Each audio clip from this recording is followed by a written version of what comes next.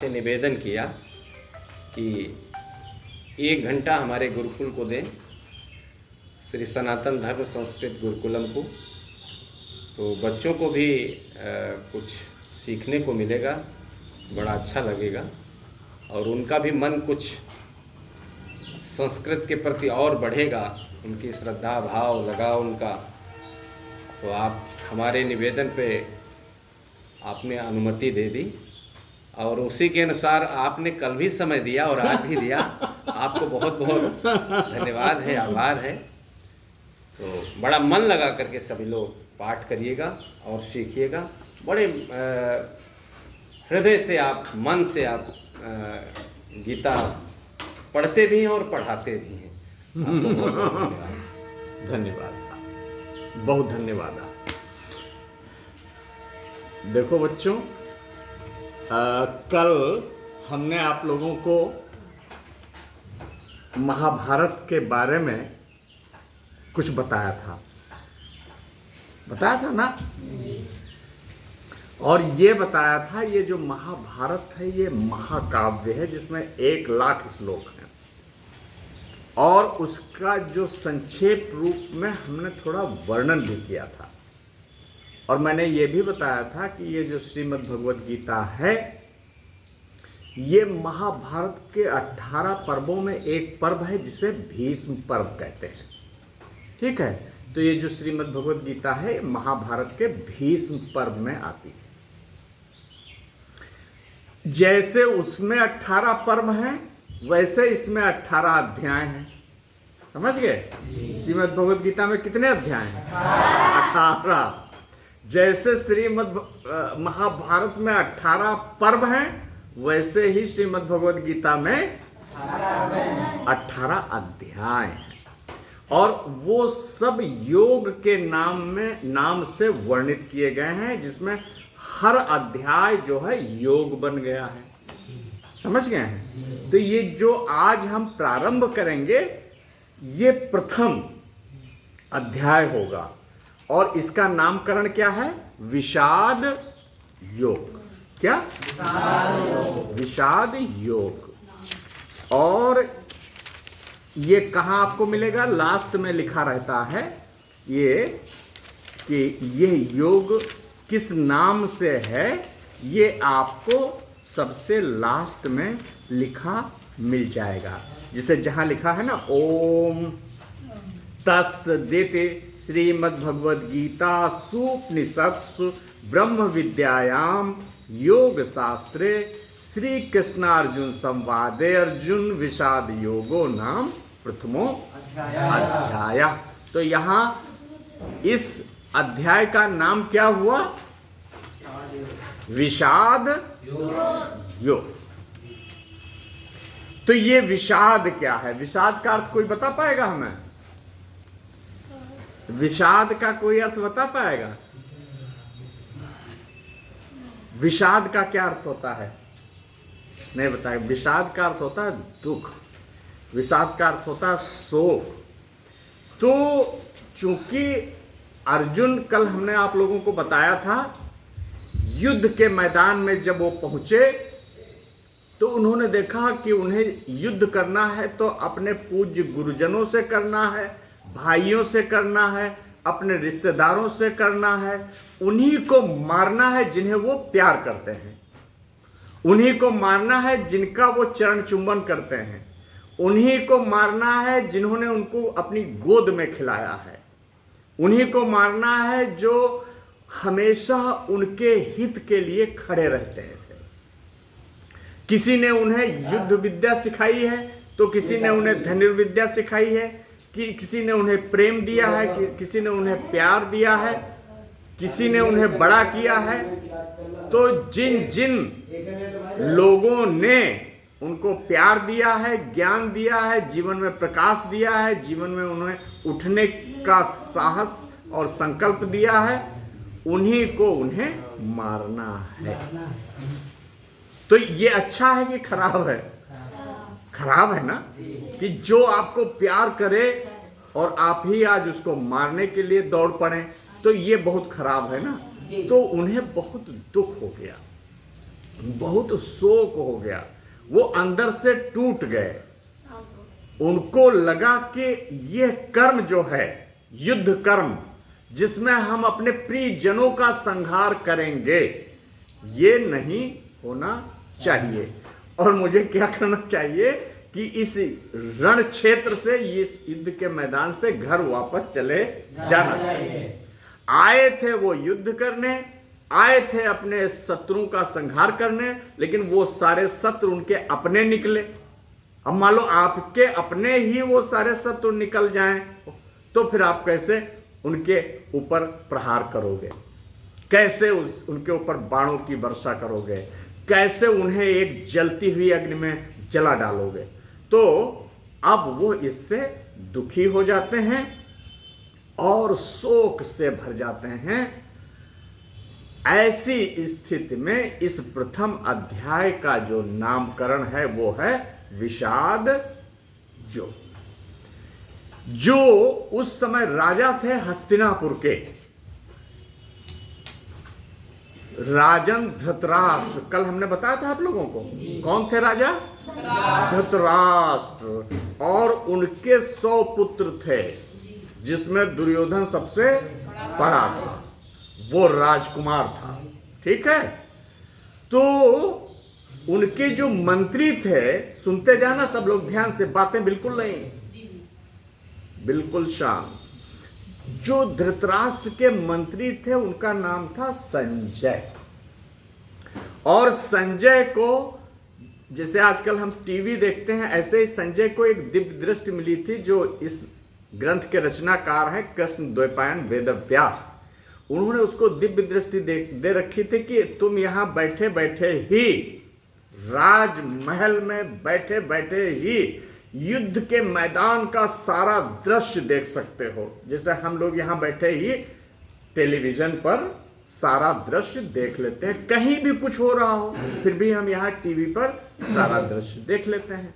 ऐसे ही उनके मंत्री अर्थात राजा के मंत्री संजय को यह दृष्टि मिली हुई थी कि वो जो युद्ध के मैदान में हो रहा है, युद्ध दोनों सेनाओं के बीच, तो वहां क्या हो रहा है ये वो देखता था और सबका सब अपने राजन को बताता जाता था। आप जानते हैं कि धृतराष्ट्र जो थे वो प्रज्ञाचक्षु थे, अर्थात वो देख नहीं पाते थे, अंधे थे।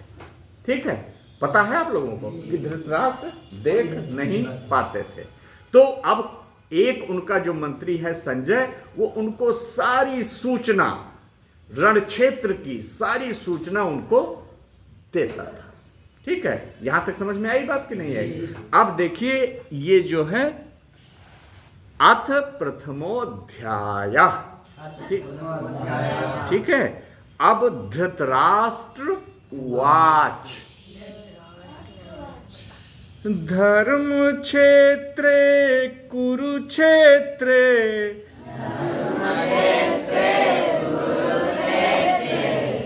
समवेतायुयुत्सवः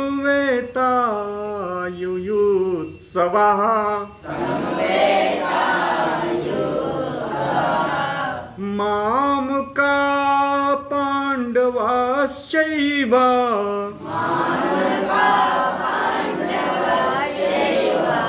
किं कुर्वत संजय।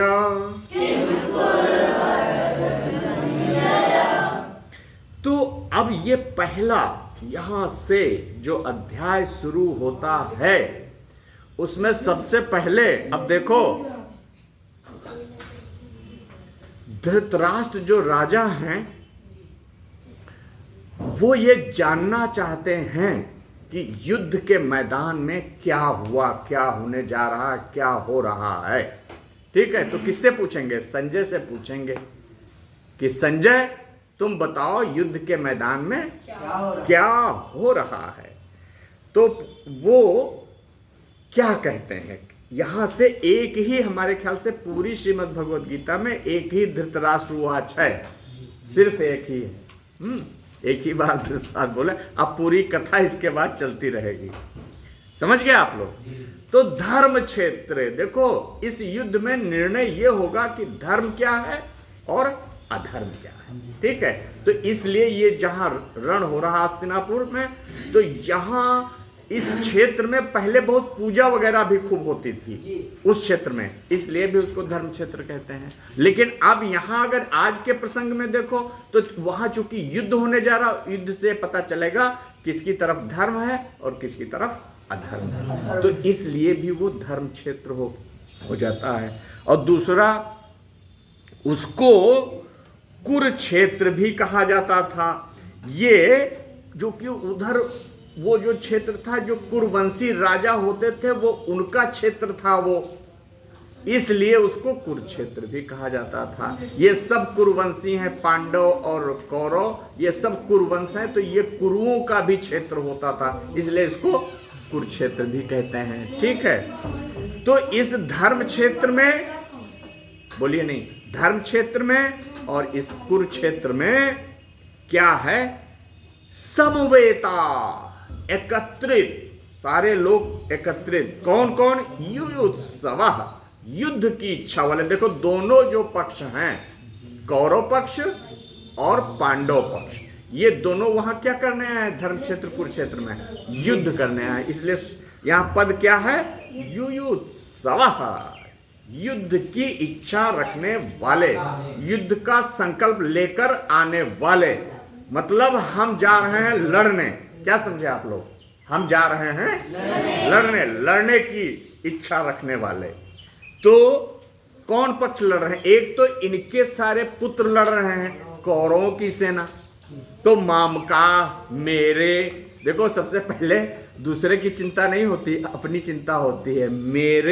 मेरे अर्थात दुर्योधन और उसके सारे भाई और हमारे पक्ष में लड़ने वाले सारे योद्धा गण, वो मेरे, मामका से मेरे हो गया। और पांडवा, और जो हमारे विरोधी हैं पांडव लोग, 5 पांडव और उनकी सेना, किम अकुर्वत, पास्ट टेंस में, कि इन दोनों जो पक्षों के लोग हैं जो युद्ध करने के लिए आए हैं, उन्होंने क्या किया, किम अकुर्वत, क्या किया।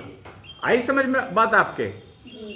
अगर किसी के घर के लोग दुश्मनों से लड़ने के लिए, उनके जो दुश्मन हैं उनसे लड़ने के लिए युद्ध के मैदान में है, तो बोलो आप ये जानना नहीं चाहोगे कि आखिर युद्ध के मैदान में क्या हुआ।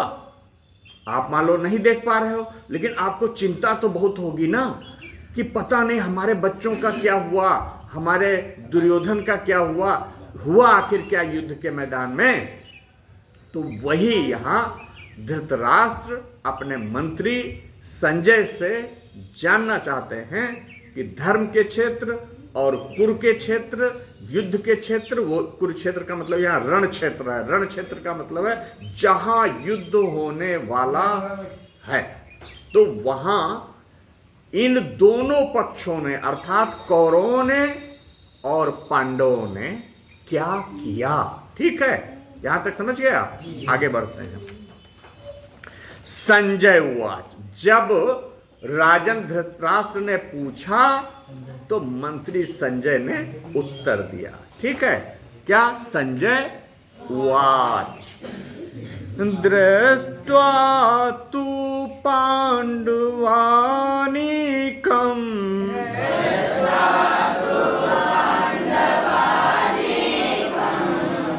व्यूढं दुर्योधनस्तदा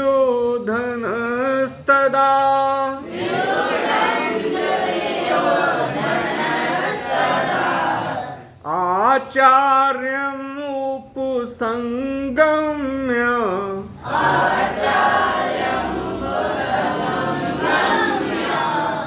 राजा वचनम् अब्रवीत्।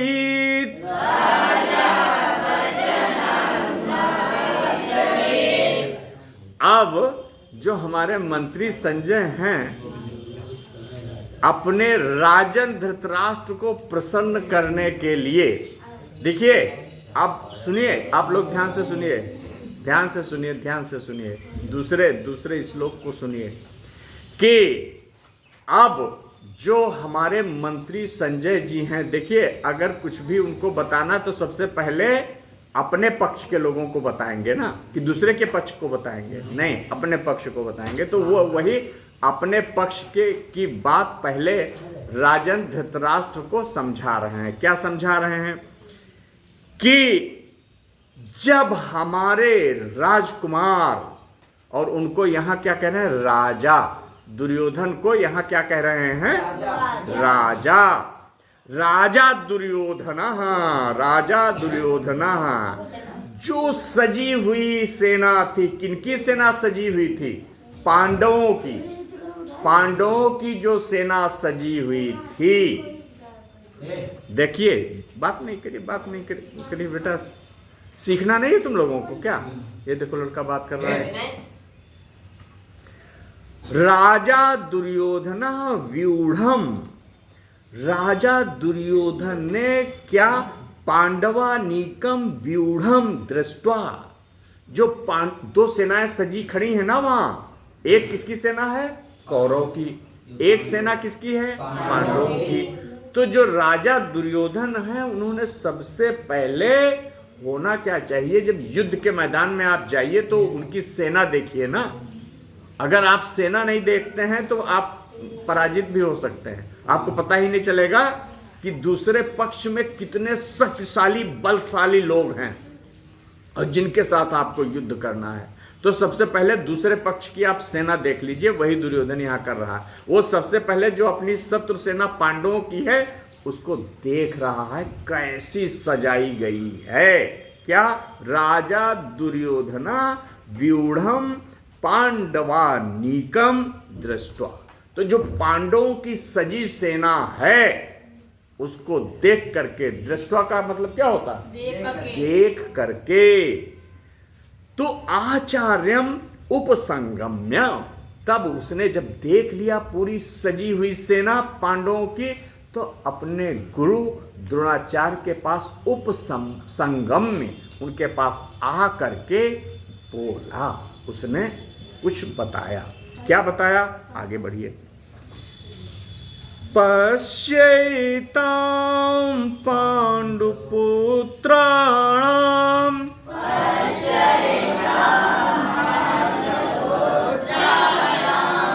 आचार्य महतीं चमूम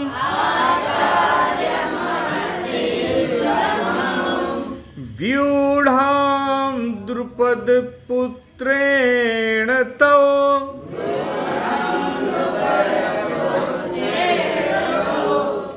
शिष्येण धीमता।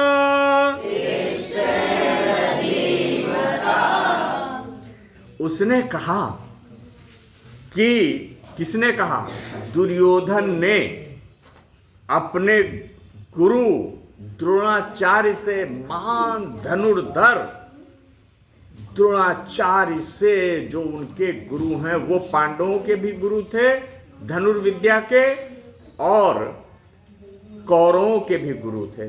गुरु द्रोणाचार्य का नाम सुना आप लोगों ने? ये गुरु क्या कौरवों के ही थे? नहीं, वो पांडवों के भी गुरु थे और सारी शिक्षा दीक्षा उनको कराई थी, शास्त्र की भी और शस्त्र की भी। शास्त्र की भी शिक्षा कराई और शस्त्र की भी। और शस्त्रों में भी सबसे ज्यादा किसकी शिक्षा कराई? धनुर्विद्या की, धनुर्विज्ञान की। उस समय धनुर्विज्ञान का सबसे ज्यादा महत्व था। बहुत सारे युद्ध धनुर्विद्या से जीते जाते थे। तो जो जिसको धनुर्विद्या आती थी वो उस युग का मानो सबसे बड़ा वीर और नायक माना जाता था। ठीक है, तो उसी में हमारे भीष्म पितामह भी हैं, उसी में हमारे गुरु द्रोणाचार्य भी हैं, उसी में हमारा अर्जुन भी है, उसी में कर्ण भी है। तो ये सब धनुर्विद्या वाले हैं। धनुर्विद्या किस चीज में आती है? किसी वेद में? हाँ, वेद में धनुर्विद्या भी है। कौन से वेद में? वेद में हमारे ख्याल से हो सकता है ये उसमें हो, अथर्ववेद में शायद हो। तो अब देखिए क्या कहा उसने, आचार्य, ये संबोधन हो गया। आचार्य, हे आचार्य, कि कौन से आचार्य को यहां कह रहा हो? किस आचार्य को कह रहा है? गुरु द्रोणाचार्य को कह रहा है। देखिए ये व्यंग्यात्मक हो गया। धीमता शिष्येण, आपके तव धीमता शिष्येण, आपके बुद्धिमान शिष्य। ये उस समय जो वहां कमांडर इन चीफ था वो धृष्टद्युम्न था, उसने पांडवों की सेना सजाई थी, जो द्रुपद का पुत्र था। ठीक है, राजा द्रुपद के पुत्र का क्या नाम था? धृष्टद्युम्न। धृष्टद्युम्न। तो उसी ने पांडवों की पूरी सेना सजाई थी, बिल्कुल ऐसा व्यूह बनाया था कि देखने वाला देख करके डर जाए। समझ रहे आप लोग? किसने सजाई थी सेना? पांडवों की, धृष्टद्युम्न ने। और वो किसका लड़का था? द्रुपद, राजा द्रुपद, द्रुपद का पुत्र था। तो ये क्या कह रहा है संजय कि हमारे दुर्योधन ने जो द्रुपद पुत्र धृष्टद्युम्न द्वारा व्यूहाकार खड़ी हुई पांडुपुत्रों की इस बड़ी भारी सेना, चमूम, चमूम का मतलब होता है सेना को देखिए। चमूम माने सेना। आप लोग अपनी खोले रहिए, पुस्तक खोले रहिए आप लोग, कि अपने आचार्य से कहा उसने कि देखो, जो जो दुर्योधन है उसने अपने आचार्य जी से कहा, उसको ये पता है कि इस लड़ाई में सबसे ज्यादा हमारे गुरुजी ही लड़ने वाले हैं, क्योंकि धनुर्विद्या इन्हीं को सबसे ज्यादा आती है। इसलिए ऐसे में वो अपने गुरुजी से कहता है कि आप, दुर्योधन तो धनुर्विद्या का नहीं था ना महारथी, दुर्योधन तो गदा युद्ध का महारथी था। किसका था दुर्योधन? और अर्जुन किसके थे महारथी? धनुर्विद्या के। और भीम किस विद्या के महारथी थे? गदा विद्या, गदा युद्ध के ये महारथी थे। तो दुर्योधन भी गदा युद्ध का महारथी था और भीम भी गदा युद्ध के महारथी थे। लेकिन धनुर्विद्या में तो द्रोणाचार्य और अर्जुन और कर्ण ये उस युग के महारथी थे। तो ऐसे में चूंकि इसको डर था, डर किसका था? अर्जुन का डर था कि अर्जुन के गांडीव से जब बाणों की वर्षा होगी तो उससे बचना बड़ा मुश्किल होगा। अर्जुन के बाण तो सबको मार डालेंगे, इसलिए उनके विरोध में अगर हम किसी को खड़ा कर सकते हैं तो अपने गुरु जी को खड़ा कर दें। तो उन्हीं से वो कहता है कि आप देखिए जरा ना कि जो पांडवों की सेना है चमूम, उनकी सेना जो है, और जो आपके ही परम शिष्य जो हैं, क्या कहते हैं, धृष्टद्युम्न, धृष्टद्युम्न, क्या? धृष्टद्युम्न, उन्होंने जो सजा रखी है सेना पांडवों की, जरा भगवान आप जरा देखिए तो, देख तो लीजिए कि हमें मतलब किन किन के साथ यहाँ इस युद्ध मैदान में जो है युद्ध करना है। ठीक है, समझ में आई बात? अच्छा, अब है पांडव सेना के प्रमुख योद्धाओं के नाम। अब इसमें योद्धाओं के नाम चलेंगे। क्या? अत्र शूरा महेश वासा,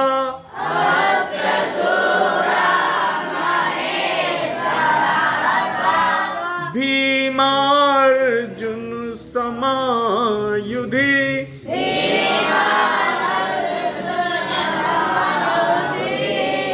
युयुधानो विराटश्च,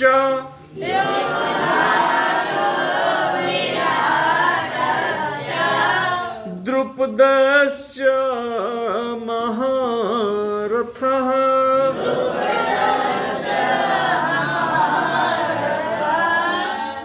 धृष्टकेतुश्चेकितानः,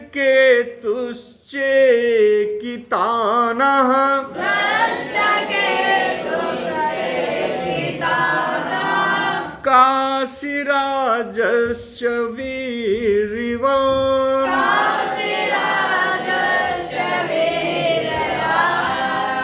पुरुजित कुंती भोजश्च,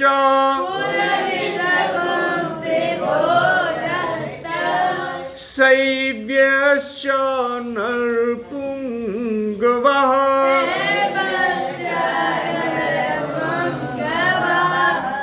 युधामन्युश्च विक्रमः, विक्रांता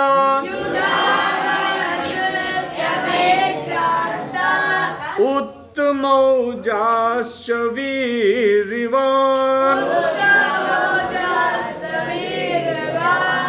सौभद्रो द्रौपदेयाश्च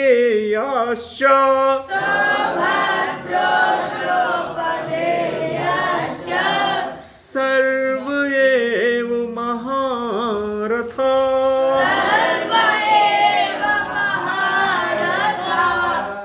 अब उसने पांडवों के सेना के जो महावीर हैं उनके सबके नाम बताने शुरू किए कि देखो हे गुरुवर, हे आचार्य जी, देखिए उस पांडव सेना के जो महावीर हैं, महायोद्धा हैं, और जो बड़े बड़े धनुर्विद्या के जो महान जो है महान धनुर्धर हैं, जो धनुर्विद्या के ज्ञाता हैं, महान धनुर्धर हैं। महेश वासा, आप लोग याद करिए इसको। महेश वासा का मतलब है बड़े बड़े धनुषों वाले, वो जो इसमें वीर हैं वो बड़े बड़े धनुषों वाले हैं, और जो भीम और अर्जुन के समान ही बलवान हैं, शूरा। कैसे? जैसे भीम बलवान है गदा युद्ध में, जैसे अर्जुन बलवान है धनुर्विद्या में, ऐसे तमाम उनके समान योद्धा हैं। एक दो नहीं है, बहुत सारे हैं। अच्छा, इसमें विराट भी हैं इनके साथ। विराट भी बड़े बलशाली और बड़े शक्तिशाली थे, महारथी। और राजा द्रुपद भी थे इसमें, और इसमें धृष्टकेतु भी था, इसमें चेकितान भी थे। ये सब नाम याद करिएगा आप लोग। और वीरवान काशी राजा, एक बलवान काशी के राजा भी पांडवों की तरफ से। अगर कोई पूछे कि जो काशी राजा थे वो किसकी तरफ से लड़ने आते हैं? नहीं, बलवान नहीं। कोई पूछे किसकी तरफ से लड़ने आए थे, कौरवों की तरफ से लड़ने आए थे या पांडवों की, तो क्या बताओगे? पांडवों की तरफ से लड़ने आए थे। और पुरजित और कुंती भोज, ये उनके भाई थे माता कुंती के, तो भाई थे ना पुरजित कुंती भोज, तो ये भी अपने पांडवों की तरफ से लड़ने आए थे। और जो मनुष्यों में श्रेष्ठ नरपुंगवा शैब्य, वो भी पांडवों की ओर से लड़ने आए थे। और पराक्रमी युधामन्यु भी एक योद्धा था। विक्रांता माने पराक्रमी, तो युधामन्यु भी पांडवों की तरफ से लड़ने आए थे। और उत्तमौजा, ये भी बड़ा बलवान था, ये भी पांडवों की तरफ से लड़ने आया था। और देखिए अगर इस तरीके से आए, सौभद्रा, सुभद्रा पुत्र अभिमन्यु। सौभद्रा का मतलब है अर्जुन की एक पत्नी सुभद्रा भी थी, तो उन्हीं का लड़के क्या नाम था? अभिमन्यु। अभिमन्यु। तो ये सौभद्रा मतलब सुभद्रा नंदन, सुभद्रा सुत, सुभद्रा पुत्र कहेंगे ना। तो ये सब संस्कृत में इस तरीके से। तो वहां सौभद्रा कह के भी क्या पता चलता था? पता चलता था कि ये सुभद्रा के नंदन हैं। ठीक है, सौभद्रा से ही देखो आपको अभिमन्यु का पता चल गया। लिखा नहीं है, लेकिन सौभद्रा में अभिमन्यु की बात की गई है। और कौन है? द्रौपदेया। और जो द्रौपदी के 5 पुत्र थे वो भी लड़ने। सर्वे एव महारथा संत, ये सबके सब जितने हमने नाम बताए हैं ये सब महारथी हैं। महारथी का मतलब ये कहो 10,000 लोगों को मार डाले। ये 10,000 लोगों से एक साथ लड़ सकते थे। महारथी वो होता था जो बहुत बड़ी सेना के साथ युद्ध कर सकता था। वो ये नहीं कि 1-2 से लड़ेगा, वो न जाने कितने लोगों को एक साथ ही कहो लड़ जाए उनसे और उनको मार भी डाले। तो ये सब ऐसे महारथी थे। ठीक है, आगे बढ़िए, साथ में आइए। ये समझ गए? ये सब नाम आपको याद करने हैं। ठीक है। अस्माकं तु विशिष्टाये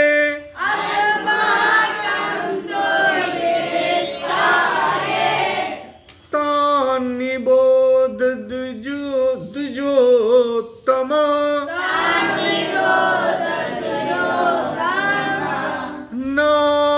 नायकामं सैन्यस्य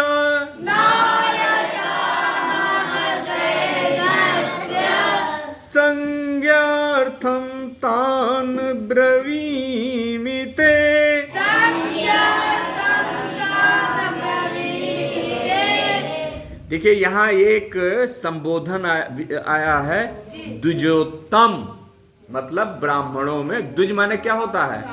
ब्राह्मण। और उसमें जो उत्तम हो तो उसी को द्विजोत्तम कहेंगे ना। तो ब्राह्मणों में श्रेष्ठ, ब्राह्मणों में श्रेष्ठ, द्विजोत्तम, द्विजों में उत्तम, द्विजों में वर, श्रेष्ठ। तो ये कौन हुए श्रेष्ठ? ये कौन हुआ? किनकी बात चले? गुरु द्रोणाचार्य, वो ब्राह्मण है और ब्राह्मणों में भी श्रेष्ठ है। ठीक है, ये हुआ द्विजोत्तम। तो उसने पहले तो, अब देखो, अपनी शत्रु सेना के जो प्रमुख महारथी हैं उनकी गिनती करा दी कि देखो ये हैं। अब उसने कहा हम जरा अपने पक्ष की भी बात कर दें, क्योंकि अपना पक्ष अब हम ये दिखा दें कि हम देखो ऐसा नहीं है, इनकी तरफ बड़े बड़े वीर हैं तो हमारी तरफ भी हैं। ठीक है, क्योंकि युद्ध के समय इसको जरूर सीखना होता है कि ऐसा ना हो आप अपने पक्ष को पहले कमजोर कह दें और बाद में हार जाएं।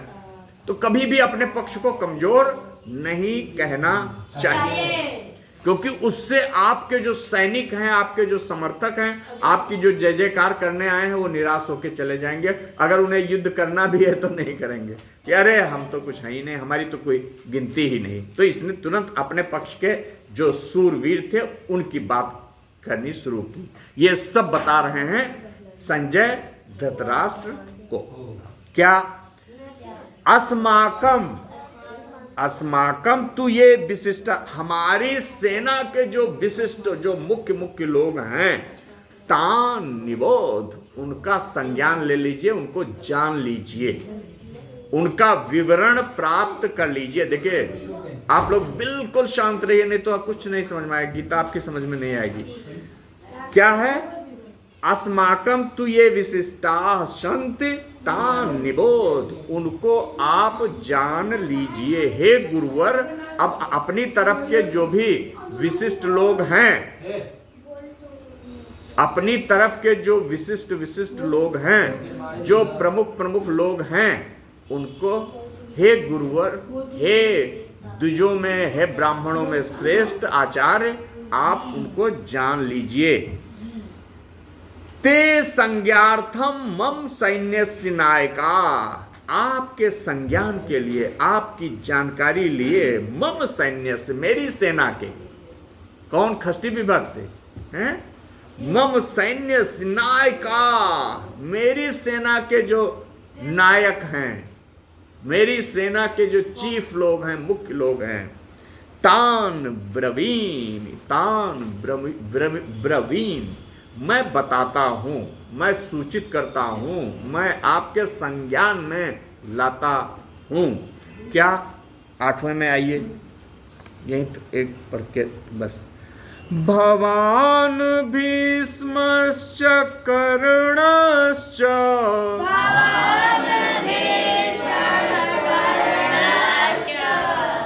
कृपश्च समितिञ्जयः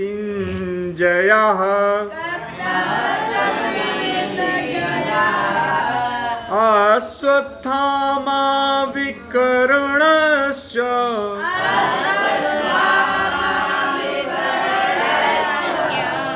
सौमदत्तेस्तथैव च।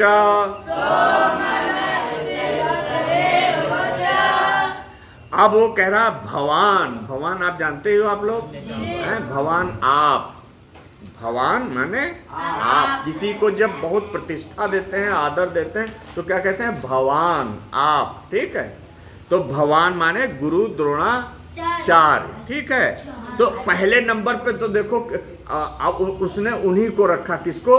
अपने गुरु जी को, गुरु द्रोणाचार्य को उसने सबसे पहले, दुर्योधन ने उन्हीं का नाम लिया कि हमारी सेना में सबसे पहले तो देखिए आप ही हैं। और आप क्या हैं?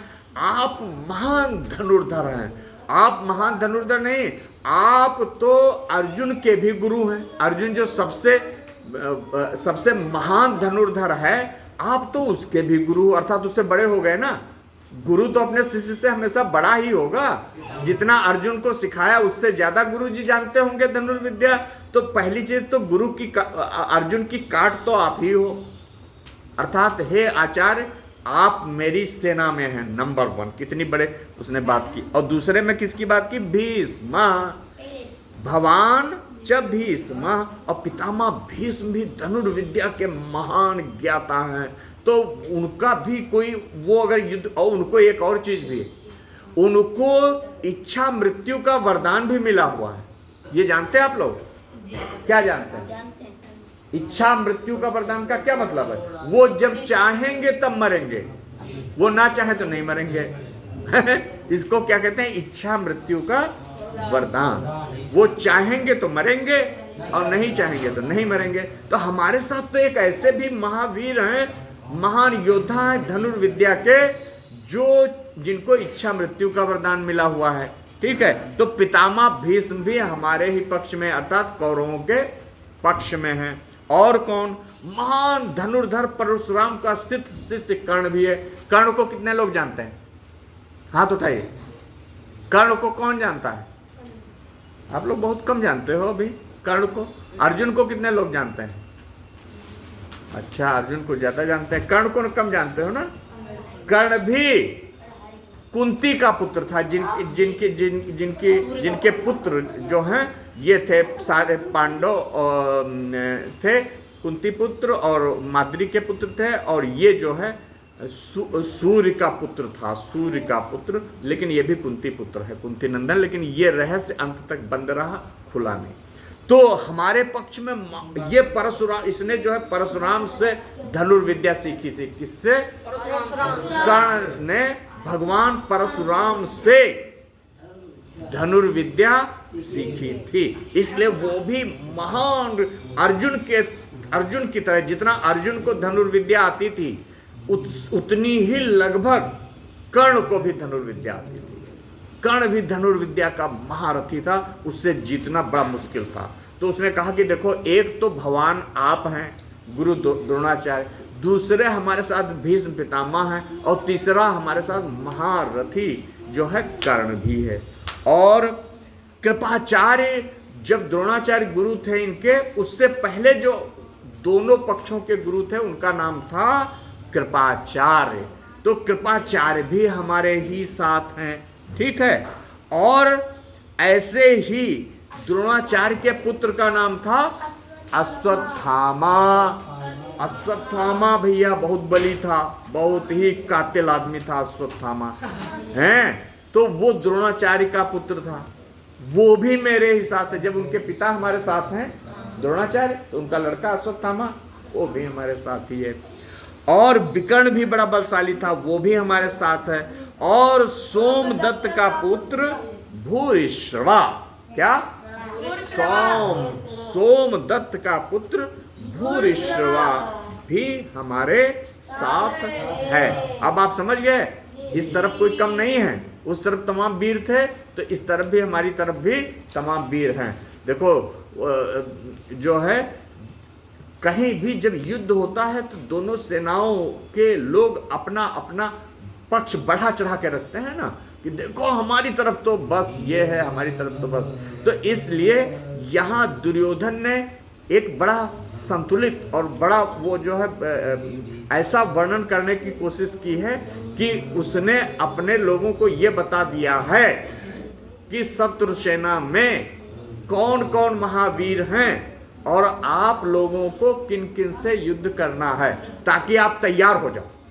जिससे तैयार हो जाओ कि हमको तो भाई लड़ना है अर्जुन से, हमको तो लड़ना है भीम से, हमको तो लड़ना है युधिष्ठिर से, हमको तो लड़ना है नकुल सहदेव से, हमें तो चेकितान से लड़ना है, हमें तो जो है द्रुपद से लड़ना है, सैव्य से लड़ना है, काशी राज से लड़ना है। तो इस तरीके से आपको सारा पता तो चल जाए युद्ध के मैदान में कौन कौन है, और हमारी सेना में कौन कौन है, उनकी सेना में कौन कौन है। ये चीज आप लोगों की समझ में आ गई।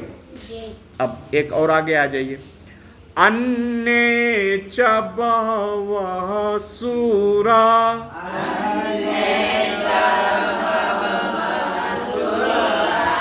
मदर्थे त्यक्त जीविता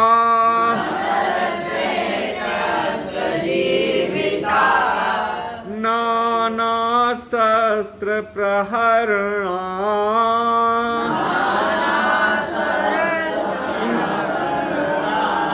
सर्वे युद्ध विशारदा।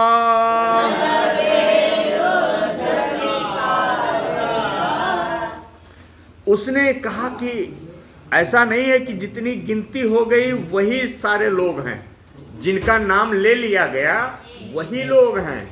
इनके अतिरिक्त भी मदर्थे त्यक्त जीविता, मेरे लिए अपना जीवन का त्याग करने वाले, मदर्थे त्यक्त जीविता, मेरे लिए अपने जीवन का उत्सर्ग करने वाले। क्या? मेरे लिए उत्सर्ग का क्या मतलब होता है? त्याग देने वाले, त्यक्त जीविता, अपने जीवन का त्याग करने वाले। बहवह सूरा, बहुत सारे सूरवीर, नाना शस्त्र प्रहरणा, बहुत सारे शस्त्र और अस्त्रों से सुसज्जित, सर्वे युद्ध विशारदा संत, सबके सब युद्ध विज्ञान में कुशल हैं, सबके सब युद्ध विज्ञान में कुशल हैं। यहाँ कुशल कहिए, कुशल। ठीक है, अब ये लास्ट और हम बता देते हैं, बस इसके बाद खत्म कर देते हैं। 10 8 10 कर देते हैं। ठीक। अपर्याप्तम तदस्माकं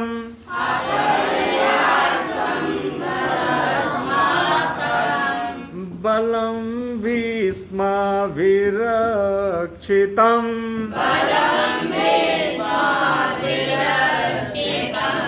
पर्याप्तं तुदमे तेषां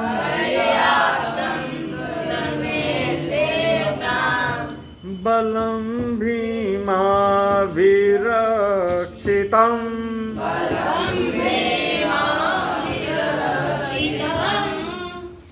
दुर्योधन ने कहा, देखिए गुरुवर, ये जो हमारी सेना है, अब इसको लास्ट में सुन लीजिए आप लोग। ओहो, दुर्योधन ने कहा कि देखो जो हमारी सेना है इसकी रक्षा कौन कर रहे हैं? भीष्म पितामह। क्या है? भीष्माभिरक्षितम, हमारी जो अस्माकम, इसकी जो रक्षा करने वाले हैं हमारे पितामह भीष्म हैं। हमारी रक्षा की सेना की रक्षा करने वाले जो महान पुरुष हैं, धनुर्धर, महान धनुर्धर, और जिनको इच्छा मृत्यु का वरदान मिला है, वो इसकी रक्षा कर रहे हैं और उनको जीता नहीं जा सकता। जिसकी रक्षा भीष्म पितामह करें वो है अपर्याप्तम, उसको जीता नहीं जा सकता, क्योंकि वो महान धनुर्धर भीष्म के द्वारा रक्षित है, उसकी रक्षा की जा रही है, इसलिए अपर्याप्तम, उसको जीता नहीं जा सकता। और जो इनकी सेना है उसकी रक्षा कौन कर रहा है?